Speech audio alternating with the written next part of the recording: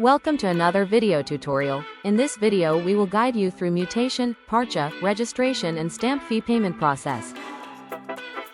Log in using your credentials, and under My Applications you would be asked to enter mutation, Parcha fee. Click the Parcha and Mutation Payment tab.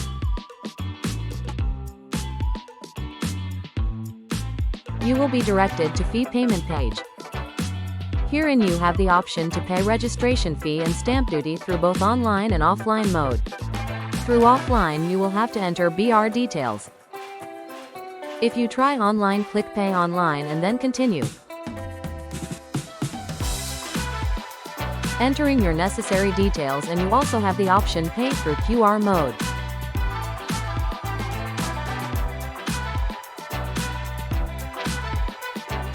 Similarly, pay stamp fee, mutation fee, Parcha fee and owner Parcha fee.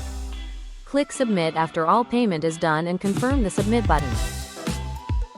Your application is ready for next process and status as fee paid will be shown.